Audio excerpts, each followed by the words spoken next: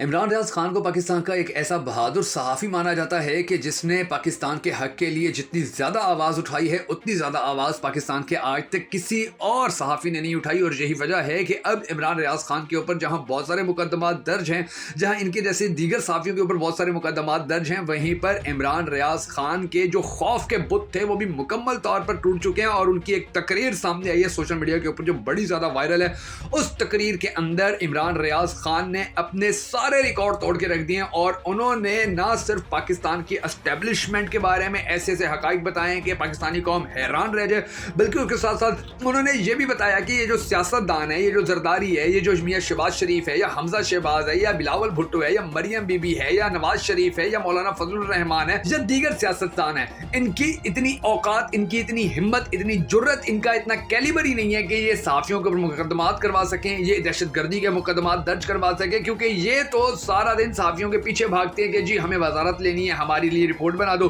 हमें हुकूमत में आने हमारे लिए रिपोर्ट बना दो, हमें टिकट चाहिए हमारे लिए रिपोर्ट बनवा दो, या जाके हमारी पार्टी के साथ हमारी जो बात है वो करवा दो, या हमारी सिफारिश करवा दो। ये वो सारे मामलात होते हैं कि जो सियासतदान इन सहाफ़ियों के पीछे भागते भागते करते हैं। और पाकिस्तानी अवाम को ये बताया जाता है कि जी ये जो सहाफ़ियों के ऊपर मुकदमात हो रहे हैं या इनको दहशतगर्द कहा रहा है या इनके ऊपर जो दहशतगर्दी की दफात काटी जा रही हैं, ये सियासतदान कर रहे हैं। उन्होंने अपनी तकरीर के दौरान 2-3 पॉइंट्स बड़े अहम बताए। उन्होंने कहा कि जी ये सियासतदानों की तो औकात ही नहीं है कि ये हमारा चैनल या हमारा प्रोग्राम बंद कर सकें। पाकिस्तान के अंदर जो मुकद्दस गाय है वही सारी गद्दारी का मुकदमात करवाती है। और ज़्यादा दिलचस्प बात यह है कि जब मुझे तकरीर कर रहे थे तो उनकी तकरीर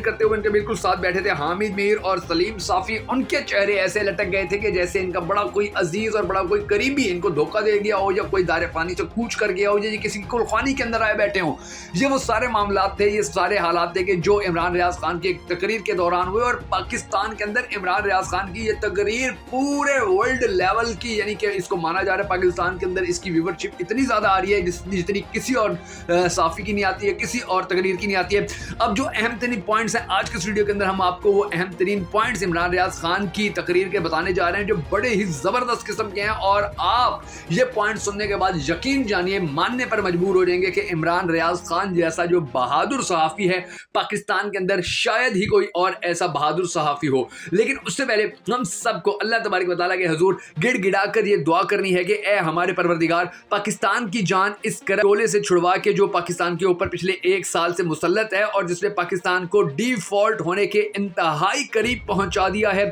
और पाकिस्तान का अगला वजीर आज़म इमरान खान को बना ताकि पाकिस्तान के मसाइल हल हो सके, पाकिस्तान की आवाम की जो उम्मीदें हैं जो टूट रही हैं वो उम्मीदें पाकिस्तानियों की दोबारा बहाल हो सकें और पाकिस्तान के अंदर एक अच्छा निज़ाम आ सके। अगर आप भी इमरान खान के दोबारा वज़ीर आज़म बनने के हवाले से होने वाली इस दुआ में शामिल होना चाहें तो कमेंट सेक्शन के अंदर आमीन ज़रूर लिख दीजिएगा। और अगर अब तक आपने हमारे यूट्यूब चैनल को सब्सक्राइब नहीं किया है तो ज़रूर कर लीजिए और बेल आइकन को प्रेस करना हरगिज़ मत भूलिएगा ताकि आपको हमारी तमाम तर वीडियोज़ बर वक्त मौसूल होती रहें। मैं हूं शकील हैदर और आप देख रहे हैं आपका पसंदीदा चैनल बगा फैक्ट्स। नाज़रीन गिरामी, सबसे पहले तो मैं आपको ये बताता हूं कि अभी ये जो सहाफ़ियों के हवाले से आलमी तौर पर दिन मनाया गया,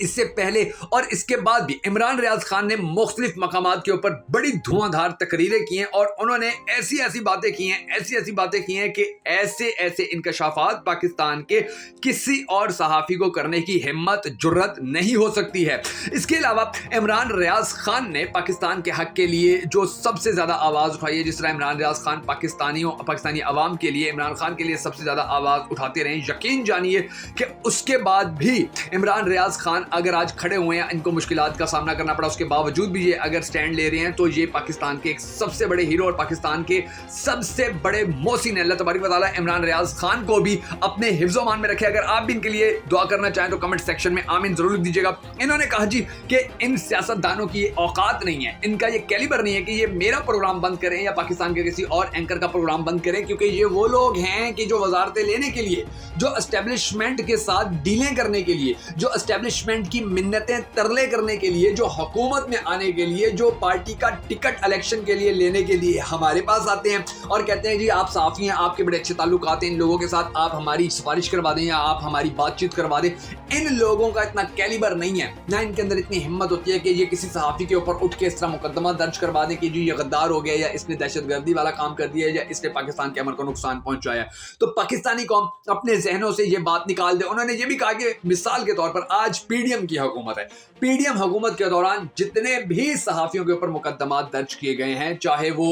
بڑے سے بڑا صحافی ہو یا چھوٹے سے چھوٹا صحافی ہو, تو اگر کوئی یہ کہتے ہیں کہ پی ڈی ایم حکومت نے مقدمات درج کروائے تو پھر وہ اپنی غلط فہمی دور کر لے. یہ اسٹیبلشمنٹ یا کچھ ایسے نامعلوم لوگ ہیں کہ جو مسلسل مقدمات درج کرواتے ہیں, اور پھر یہ بھی کہا کہ جتنے غداری کے مقدمات ہوتے ہیں یہ پاکستان کے اندر مقدس گائے سمجھے جانے والوں کی جانب سے کروائے جاتے ہیں, اور ان کا ہی یہ مرضی, ان کی ہی مرضی ہوتی ہے کہ کس صحافی پہ کون سا مقدمہ درج کروانا ہے. سمیع ابراہیم ہے, صابر شاکر ہیں, یا ڈاکٹر موہت پیرزادہ ہیں, یا پاکستان کے اور دیگر جو بڑے بڑے اینکر ہیں یا بڑے بڑے یوٹیوبرز ہیں, ان صدیق جان جیسا ہو گئے, ان سب کے خلاف جو مقدمات درج کروائے گئے ہیں وہ سیاستدانوں کی جانب سے نہیں کروائے گئے ہیں, نہ سیاستدانوں کی اتنی اہمیت یا ان کی اتنی اوقات ہے. اور اس کے بعد جو سب سے زیادہ دلچسپ چیز دیکھنے میں آئی وہ یہ تھی کہ عمران ریاض خان جب اپنی یہ ایک بڑی ہی پر اثر اور زوردار تقریر کر رہے تھے تو ان کے بالکل ساتھ بیٹھے ہوئے تھے حامد میر اور سلیم صافی. اب حامد میر اور سلیم صافی دو ایسے صحافی ہیں کہ جو یہ چاہتے ہیں کہ ایٹ اے ٹائم ہم اسٹیبلشمنٹ کو بھی خوش رکھیں, ایٹ اے ٹائم ہم پاکستانی عوام کو بھی خوش رکھیں, ایٹ اے ٹائم ہم سیاسی پارٹیوں کو بھی خوش رکھیں, اور ایٹ دی سیم ٹائم ہم ان تینوں طبقات سے اپنے لیے مراعات لینے میں کامیاب ہوں, پیسہ لینے میں کامیاب ہوں, لفافے لینے میں کامیاب ہوں. اور ان کو عمران ریاض خان بڑا چبھتا ہے, جس کی وجہ یہ ہے کہ عمران ریاض خان وہ باتیں کرتا ہے کہ جو پاکستانی قوم سننا چاہتی ہے, اور یہ لوگ وہ باتیں کرتے ہیں کہ جو اسٹیبلشمنٹ سننا چاہتی ہے, پاکستان کے سیاستدان سننا چاہتے ہیں, اور لوگ عمران ریاض خان کو ان کی نسبت پھر زیادہ عزت دیتے ہیں, زیادہ احترام دیتے ہیں, زیادہ پیار دیتے ہیں, زیادہ رسپیکٹ دیتے ہیں, زیادہ مقام دیتے ہیں. تو یہی وجہ ہے کہ ان کے چہرے آپ تقریر کے دوران دیکھیں بالکل لٹکے ہوئے تھے, ان کو سمجھ ہی نہیں آ رہی تھی, اداس ہو کے بیٹھے ہوئے تھے. سلیم صافی اپنی تھوڑی کے ہاتھ رکھ کے بیٹھا ہوا تھا, سوچ رہا تھا کہ یہ بندہ ہمارے ساتھ کیا کر رہا ہے. حامد میر اپنی تھوڑی کے اوپر ہاتھ رکھ کے اس کی جانب عمران ریاض خان کی جانب دیکھ رہا تھا اور سوچ رہا تھا کہ یار یہ کتنی سخت تقریر کر رہا ہے, اور اس نے تو ہماری جو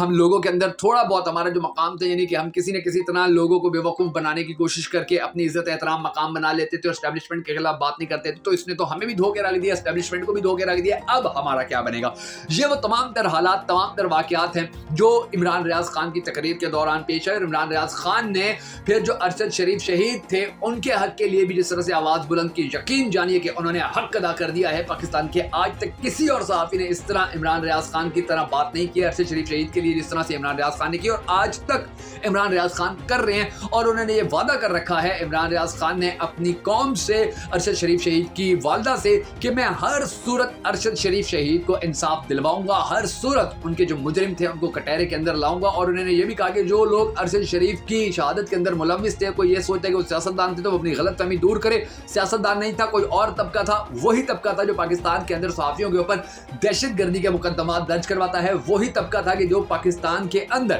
پاکستان کے صحافیوں کی آزادی چھیننے کی کوشش کرتا ہے, وہی طبقہ ہے کہ جو پاکستان کے سیاستدانوں کو خریدتا ہے, بیچتا ہے, سیاستدانوں کی پولیٹیکل پارٹیز کو آگے پیچھے کرتا ہے, پاکستان کی حکومتوں کو گرا دیتا ہے, نئی حکومت کھڑی کر دیتا ہے. اور یہی وہ لوگ ہیں کہ جن کا اب پوری پاکستانی قوم کو ڈٹ کر, یکجا ہو کر, متحد ہو کر, ایک ہو کر مقابلہ کرنا ہوگا.